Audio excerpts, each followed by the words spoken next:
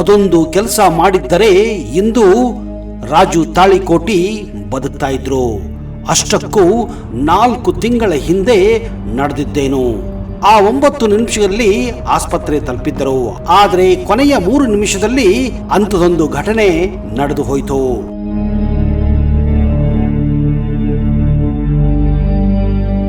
ಹೌದು ಸ್ನೇಹಿತರೆ, Raju Talikote ನಿಧನರಾಗಿದ್ದು big boss ಖ್ಯಾತಿಯ ನಟ ಶೈನ್ ಶೆಟ್ಟಿ ಅವರಿಗೆ ದೊಡ್ಡ ಆಘಾತವೇ ಆಗಿತ್ತು. ಯಾಕಂದ್ರೆ ಅವರು ಕೊನೆಯ ಕ್ಷಣದಲ್ಲಿ ರಾಜು ತಾಳಿಕೋಟೆ ಜೊತೆಯಾಗಿದ್ದರು. ಈ ವೇಳೆ ಶೈನ್ ಶೆಟ್ಟಿ ರಾಜು ತಾಳಿಕೋಟೆ ಅವರ ಅನಾರೋಗ್ಯ ಬಗ್ಗೆ, ಅವರ ಸಾವಿನ ಬಗ್ಗೆ ಕೂಡ ಕೆಲವೊಂದು ಆಘಾತಕರ ಮಾತುಗಳನ್ನ ಮಾತನಾಡಿದ್ದಾರೆ. ಅವರನ್ನು ನಾನೇ ಆಸ್ಪತ್ರೆಗೆ ಕರೆದೊಯ್ದೆ.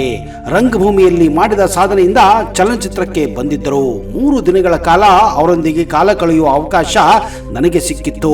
ಆದ್ರೆ 4 ತಿಂಗಳ ಹಿಂದೆ ಡಾಕ್ಟರ್ ಅವರಿಗೆ ಎಚ್ಚರಿಕೆ ನೀಡಿದ್ದರು ಎನ್ನುವ ಮಾಹಿತಿ ಕೂಡ ಅವರು ಬಹಿರಂಗಪಡಿಸಿದ್ದಾರೆ.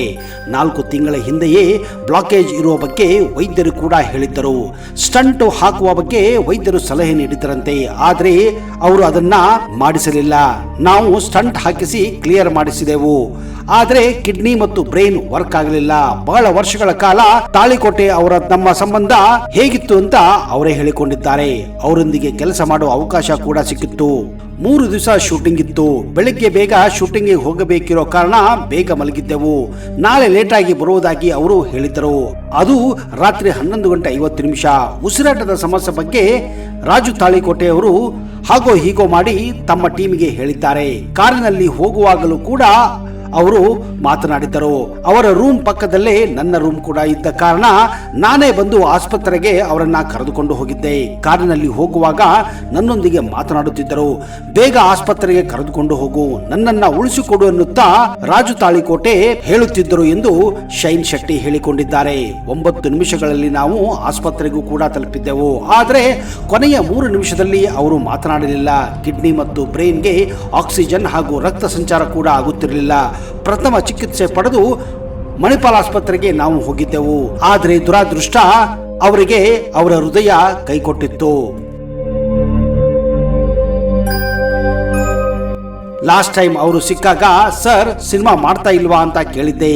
ಆಗ ಅವರು ನೀ ಮಾಡಿದ್ರೆ ನಾ ಬರುವೆ ಅಂತ ಹೇಳಿದರು. ಬೆಂಗಳೂರಿಗೆ ಬಂದಾಗ ಮೀಟ್ ಮಾಡಿ ಎಂದೆ. ಅವರು ಮೀಟ್ ಆದಾಗ ಕತೆ ಕೂಡ ಹೇಳಿದ್ದೆ. ಅವರಿಗೂ ಇಷ್ಟವಾಗಿತ್ತು. 55 ದಿನಗಳ ಶೂಟಿಂಗ್ ನಲ್ಲಿ ಅವರದೇ ಪ್ರಮುಖ ಪಾತ್ರ ಇತ್ತು ಎಂದು ಶೈನ್ ಶೆಟ್ಟಿ ಹೇಳಿಕೊಂಡಿದ್ದಾರೆ. ವೃತ್ತಿ ರಂಗಭೂಮಿ, ಚಲನಚಿತ್ರ, ರಿಯಾಲಿಟಿ ಶೋ ಹಾಗೂ ಸೋಷಿಯಲ್ ಮೀಡಿಯಾಗಳಲ್ಲಿ ಎಲ್ಲರ ಮನೆ ಮಾತಾಗಿದ್ದ ನಟ ರಾಜು ತಾಳಿಕೋಟೆ ಇವತ್ತು ನಮ್ಮೊಂದಿಗಿಲ್ಲ. ಕಲಿಯುಗದ ಕುಡುಕ ಎಂದೇ ಪ್ರಖ್ಯಾತ ಆಗಿದ್ದ ರಾಜು ಉತ್ತರ ಕರ್ನಾಟಕದ ಒಬ್ಬ ಕಲಿಯ ಹಾಗೆ ಜೀವನ ಮಾಡಿದ್ದರು. ರಾಜು ತಾಳಿಕೋಟೆಯವರು ಧಾರವಾಡದ ರಂಗಾಯಣ ನಿರ್ದೇಶಕರು ಕೂಡ ಆಗಿದ್ದರು. 59 ವರ್ಷದ ರಾಜು ತಾಳಿಕೋಟೆಯವರಿಗೆ 2 ಪತ್ನಿಯರಿದ್ದಾರೆ, 3 ಮಕ್ಕಳಿದ್ದಾರೆ. ಕನ್ನಡ ಚಿತ್ರರಂಗದಲ್ಲಿ ಮತ್ತು ರಂಗಭೂಮಿಯಲ್ಲಿ ಸಕ್ರಿಯವಾಗಿದ್ದ ನಟ ರಾಜು ತಾಳಿಕೋಟೆ ಅವರು ಮೂಲತಃ ವಿಜಯಪುರ ಜಿಲ್ಲೆಯ ಸಿಂದಗಿ ತಾಲೂಕಿನ ಚಿಕ್ಕ ಸಿಂದಗಿ ಗ್ರಾಮದವರು. ಅವರ ಮೂಲ ಹೆಸರು ರಾಜೇ ಸಾಬ್ ಮುಕ್ತಮ್ ಸಾಬ್ ತಾಳಿಕೋಟೆ. ರಾಜು ಅವರ ತಂದೆ ತಾಯಿ ಕಾಸ್ಕತೇಶ್ವರ ಸಂಘ ನಾಟ್ಯ ಸಂಘ ಸ್ಥಾಪಿಸಿ ರಾಜ್ಯಾದ್ಯಂತ ಪ್ರದರ್ಶನಕ್ಕೆ ಹೋಗುತ್ತಿದ್ದ ಕಾಲ. ಇವರು 4ನೇ ತರಗತಿವರೆಗೂ ಮಾತ್ರ ಓದಿದ್ದಾರೆ. 4ನೇ ತರಗತಿ ಬರುತ್ತಿರುವ ಹಾಗೆ ಇವರಿಗೆ ಓದಿನಲ್ಲಿ ಅಷ್ಟು ಆಸಕ್ತಿ ಬರಲಿಲ್ಲ. ಹೀಗಾಗಿ ತಮ್ಮ ತಂದೆ ತಾಯಿ ಜೊತೆನೆ ಅವರು ಕೂಡ ರಂಗಭೂಮಿಗೆ ಇಳಿದಿದ್ದಾರೆ. ಶಾಲೆಗೆ ವಿದಾಯ ಹೇಳಿ ಆಕ್ಟಿಂಗ್ ಮಾಡಲು ಮುಂದಾಗಿದ್ದರು. ನಂತರ ರಂಗಭೂಮಿ ಕಡೆ ಮುಖ ಮಾಡಿದ್ದರು. ಕಲಿಯುಗದ ಕುಡುಕ ಇವರು ನಟಿಸಿದ ಬಹು ಜನಪ್ರಿಯ ನಾಟಕ. ಈ ನಾಟಕ ಆಡಿಯೋ ಕ್ಯಾಸೆಟಲ್ಲಂತೂ ರೆಕಾರ್ಡೇ ಮಾಡಿತ್ತು. ಪ್ರತಿಯೊಬ್ಬರ ಮನೆಯಲ್ಲೂ ಕೂಡ ಕಲಿಯುಗದ ಕುಡುಕ ಕ್ಯಾಸೆಟ್ ಇದ್ದೇ ಇರುತ್ತಿತ್ತು. ಅಷ್ಟು ಜನಪ್ರಿಯತೆ. ಅವರ ಡೈಲಾಗ್ ಡೆಲಿವರಿ ಕೇಳಿ ಜನ ನಕ್ಕು ನಕ್ಕು ಹಾಕುತ್ತಿದ್ದರು.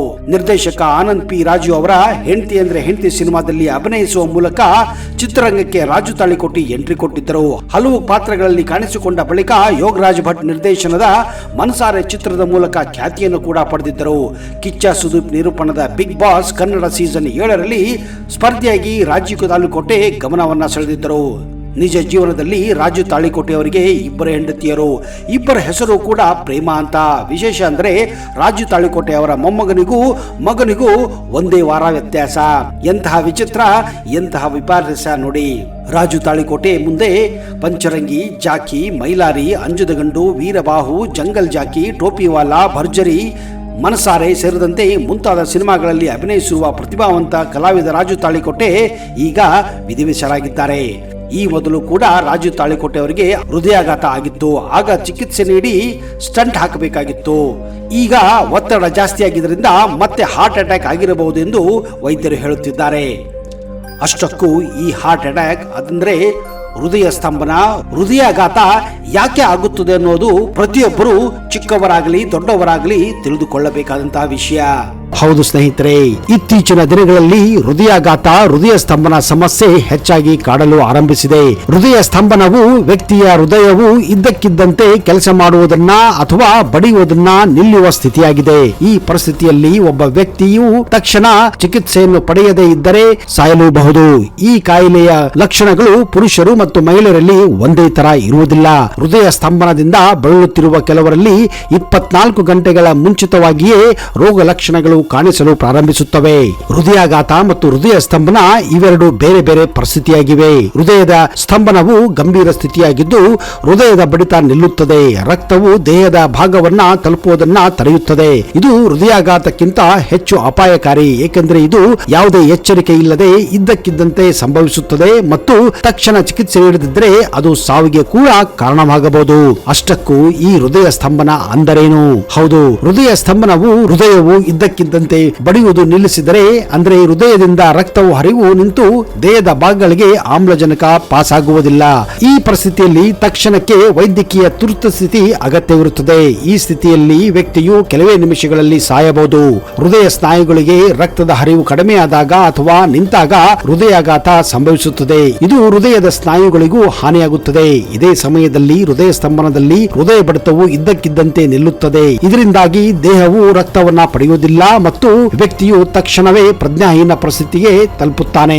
ಹೃದಯ ಸ್ತಂಭನವು ಹೆಚ್ಚು ಅಪಾಯಕಾರಿ, ಏಕೆಂದರೆ ಇದು ಯಾವುದೇ ಎಚ್ಚರಿಕೆ ಇಲ್ಲದೆ ಇದ್ದಕ್ಕಿದ್ದಂತೆ ಸಂಭವಿಸುತ್ತದೆ. ತಕ್ಷಣವೇ ಚಿಕಿತ್ಸೆಯನ್ನು ಒದಗಿಸದೇ ಇದ್ದಲ್ಲಿ ಜೀವಕ್ಕೆ ಹಾನಿಯಾಗಬಹುದು. ಇದಕ್ಕಾಗಿ CPR, ಕಾರ್ಡಿಯೋ ಪಲ್ಮನರಿ ರೆಸಿಟಿಷನ್ ಅನ್ನೋ ರೋಗಿಗೆ ತಕ್ಷಣವೇ ನೀಡುವುದು ಮತ್ತು ವೈದ್ಯಕೀಯ ಸಹಾಯವನ್ನು ತಕ್ಷಣವೇ ತಲುಪಿಸಬೇಕು. ಹೃದಯಾಘಾತದಲ್ಲಿ ಒಬ್ಬ ವ್ಯಕ್ತಿಯು ಸ್ವಲ್ಪ ಸಮಯವನ್ನ ಪಡೆಯಬಹುದು, ಆದರೆ ಹೃದಯ ಸ್ತಂಭನದಲ್ಲಿ ಪ್ರತಿ ಸೆಕೆಂಡು ಅಮೂಲ್ಯವಾಗಿರುತ್ತದೆ.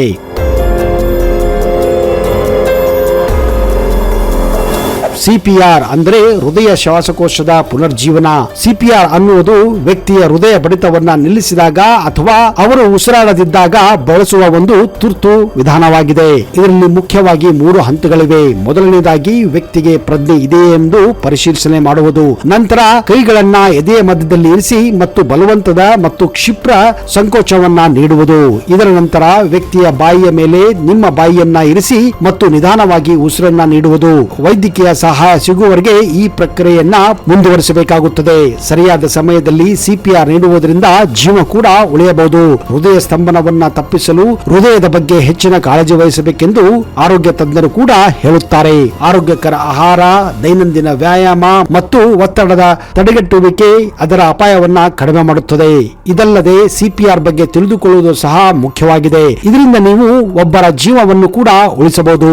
ಸಂಶೋಧನೆಯ ಪ್ರಕಾರ ಮಹಿಳೆಯರು ಮತ್ತು ಪುರುಷರಲ್ಲಿ ಹೃದಯ ಸ್ತಂಭನಕ್ಕೆ 1 ದಿನ ಮೊದಲು ಕೆಲವು ಚಿಹ್ನೆಗಳು ಕೂಡ ಕಂಡು ಬರುತ್ತವೆ. ಮೊದಲನೇದಾಗಿ ಎದೆನೋವು. ನೀವು ವ್ಯಾಯಾಮ, ಭಾರ ಎತ್ತುವುದು, ಓಡುವುದು ಮುಂತಾದ ಯಾವುದೇ ಶ್ರಮದಾಯಕ ಕೆಲಸದಲ್ಲಿ ತೊಡಗದಿದ್ದರೆ ನಿರಂತರ ಎದೆನೋವು ಸಂಭವಿಸಿದರೆ ECG ಮಾಡಿಸಿಕೊಳ್ಳುವುದು ಮತ್ತು ದೀರ್ಘಕಾಲದವರೆಗೆ ಇರುವ ಸಮಸ್ಯೆಯನ್ನ ಪತ್ತೆ ಹಚ್ಚುವುದು ಉತ್ತಮ. ಉಸಿರಾಟದ ತೊಂದರೆ. ನಿಮ್ಮ ಶ್ವಾಸಕೋಶ ಮತ್ತು ಹೃದಯವು ಶಕ್ತಿಯನ್ನು ಒದಗಿಸಲು ಹೆಚ್ಚು ಶ್ರಮಿಸುವುದರಿಂದ ತೀವ್ರವಾದ ಕಾರ್ಯಗಳನ್ನು ಮಾಡುವಾಗ ಉಸಿರಾಟದ ತೊಂದರೆ ಅನುಭವಿಸುವುದು ತುಂಬಾ ಸಾಮಾನ್ಯವಾಗಿರುತ್ತದೆ. ಆದರೆ ಕಡಿಮೆ ಶಕ್ತಿಯ ಅಗತ್ಯವಿರುವ ದೈನಂದಿನ ದಿನನಿತ್ಯದ ಕಾರ್ಯಗಳಲ್ಲಿಯೂ ನಿಮಗೆ ಉಸಿರಾಟದ ತೊಂದರೆ ಅನುಭವಿಸಿದರೆ ನೀವು ತಕ್ಷಣವೇ ಚಿಕಿತ್ಸೆಯನ್ನ ಪಡೆಯಬೇಕು. ಪ್ರಜ್ಞೆಯ ನಷ್ಟ. ಹೃದಯ ಬಡಿತದಲ್ಲಿನ ನಿರಂತರ ಏರಿಳಿತದಿಂದಾಗಿ ರೋಗಿಯು ಆಗಾಗ ಪ್ರಜ್ಞಾಹೀನರಾಗಬಹುದು. ಇದು ಚಿಕಿತ್ಸೆ ನೀಡದಿದ್ದರೆ ಹೃದಯ ಸ್ತಂಭನ ಕಾರಣವಾಗಬಹುದು. ತೊಡಕುಗಳು ಸಂಭವಿಸುವ ಮೊದಲು ಚಿಕಿತ್ಸೆ ನೀಡುವುದು ಅಗತ್ಯ.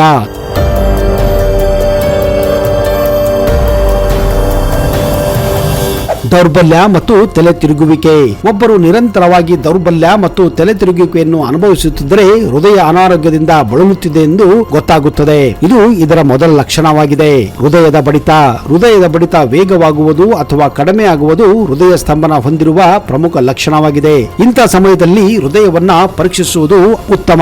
ಪುನೀತ್ ರಾಜ್ಕುಮಾರ್ ಕೂಡ ಹೃದಯ ಸ್ತಂಭನಕ್ಕೆ ತುತ್ತಾಗಿದ್ದರು. ಅವ್ರಿಗೂ ಕೂಡ ಈ ಮೇಲೆ ಹೇಳಿದ ಒಂದು ಲಕ್ಷಣ ಕಂಡು ಬಂದಿರುತ್ತದೆ. ಆದರೆ ಇದು ಕಾಮನ್ ಅಂತ ಅವರು ಅಲಕ್ಷ್ಯ ಮಾಡಿದ್ದಾರೆ. ಕೆಲವರು ಅಸಿಡಿಟಿ ಮಾತ್ರೆ ಸೇವಿಸಿ ಸುಮ್ಮನಾಗುತ್ತಾರೆ. ಒಂದು ವೇಳೆ ಸರಿಯಾದ ಸಮಯದಲ್ಲಿ ಟ್ರೀಟ್ಮೆಂಟ್ ತೆಗೆದುಕೊಂಡರೆ ಹಲವಾರು ಜನರು ಬದುಕುವ ಸಾಧ್ಯತೆ ಕೂಡ ಇರುತ್ತದೆ. ಒಂದು ಮಾಹಿತಿಯ ಪ್ರಕಾರ 13% ಜನ ದೇಶದಲ್ಲಿ ಹೃದಯ ಸ್ತಂಭನದಿಂದ ಸಾವನ್ನಪ್ಪುತ್ತಿದ್ದಾರೆ. 1988ರಲ್ಲಿ ನಡೆದ ಒಂದು ದುರ್ಘಟನೆಯಲ್ಲಿ ಅಮೆರಿಕಾದಿಂದ ಫ್ರಾನ್ಸ್ಗೆ ಹೋಗುತ್ತಿದ್ದ ಒಂದು ವಿಮಾನದಲ್ಲಿ ಹೆದರಿಕೆಯಿಂದಲೇ ಒಂದೇ ಸಾರಿ ಸುಮಾರು 14 ಜನ ಪ್ರಯಾಣಿಕರು ಹೃದಯ ಸ್ತಂಭನದಿಂದ ಸಾವನ್ನಪ್ಪಿದ್ದರು. ಇದರಿಂದ ಹೃದಯ ಸ್ತಂಭನಕ್ಕೆ ಹೆದರಿಕೆ ಕೂಡ ಒಂದು ಮುಖ್ಯ ಕಾರಣ ಎನ್ನುತ್ತಾರೆ ವೈದ್ಯರು. ಎಷ್ಟೋ ಸಲ ಬಸ್ನಲ್ಲಿ ಪ್ರಯಾಣಿಸುತ್ತಿರುವಾಗ ಎಷ್ಟೋ ಜನ ಹೃದಯ ಸ್ತಂಭನದಿಂದ ಸಾವನ್ನಪ್ಪಿರುವ ಘಟನೆಗಳು ಆಗಾಗ ನಾವು ಕೇಳುತ್ತಾನೆ ಇರುತ್ತವೆ. ಅಂತಹದೇ ಒಂದು ಘಟನೆ ಇತ್ತೀಚೆಗೆ ಉಡುಪಿಯಲ್ಲೂ ಕೂಡ ನಡೆದಿತ್ತು. ಮಲ್ಪೆಯಿಂದ ಉಡುಪಿಗೆ ಹೋಗುತ್ತಿದ್ದ ಬಸ್ ಒಂದರಲ್ಲಿ ಒಬ್ಬ ವ್ಯಕ್ತಿ ಕೂತಲ್ಲೇ ಹೃದಯ ಸ್ತಂಭನ ಆಗಿ ಪಕ್ಕದಲ್ಲಿ ನಿಂತಿದ್ದ ಸ್ಕೂಲ್ ಹುಡುಗಿಯ ಮೇಲೆ ಬಿದ್ದಿದ್ದಾನೆ. ಆ ಹುಡುಗಿ ಆ ವ್ಯಕ್ತಿ ಕುಡಿದು ಅವಳ ಮೇಲೆ ಬಿದ್ದಿದ್ದಾನೆ ಅಂತ ಆ ವ್ಯಕ್ತಿಯನ್ನ ಕೆನ್ನೆಗೆ ಬಾರಿಸಿದ್ದಾಳೆ. ಆದ್ರೆ ಆಮೇಲೆ ಗೊತ್ತಾಗಿದ್ದು ಆ ವ್ಯಕ್ತಿಗೆ ಹೃದಯ ಸ್ತಂಭನವಾಗಿತ್ತು ಅಂತ. ಮುಂದೆ ಈ ವಿಷಯ ತಿಳಿದ ಕಂಡಕ್ಟರ್ ಹಾಗೂ ಡ್ರೈವರ್ ಬಸ್ ಅನ್ನ ನೇರವಾಗಿ ಆಸ್ಪತ್ರೆಗೆ ಕರೆದುಕೊಂಡು ಹೋದಾಗ ಆ ವ್ಯಕ್ತಿ ಸಾವನ್ನಪ್ಪಿದ್ದಾನೆ ಅಂತ ಡಾಕ್ಟರ್ ಘೋಷಣೆ ಮಾಡಿದ್ದರು. ಅಷ್ಟೇ ಅಲ್ಲದೆ ಪಶ್ಚಿಮ ಬಂಗಾಳದಲ್ಲಿ 1999ರಲ್ಲಿ ರೈಲು ಓಡಿಸುತ್ತಿದ್ದ ಲೋಕೋ ಪೈಲಟ್ ಹೃದಯ ಸ್ತಂಭನವಾಗಿ ರೈಲ್ವೆ ಕೂಡ ಅಪಘಾತಕ್ಕೆ ಈಡಾಗಿ 16 ಜನರ ಸಾವು ಕೂಡ ಆಗಿತ್ತು. ಹೌದು ಸ್ನೇಹಿತರೆ, ಅಷ್ಟು ಡೇಂಜರಸ್ ಆಗಿರುತ್ತೆ ಈ ಹೃದಯ ಸ್ತಂಭನ. ಈ ಹೃದಯ ಸ್ತಂಭನದ ಬಗ್ಗೆ ಈ ಮಾಹಿತಿ ನಿಮಗೆ ಇಷ್ಟವಾದಲ್ಲಿ ಈಗಲೇ ಈ ವಿಡಿಯೋನ ಲೈಕ್ ಮಾಡಿ ಹಾಗೂ ನಿಮ್ಮೆಲ್ಲ ಸ್ನೇಹಿತರ ಜೊತೆ ಶೇರ್ ಮಾಡಿ.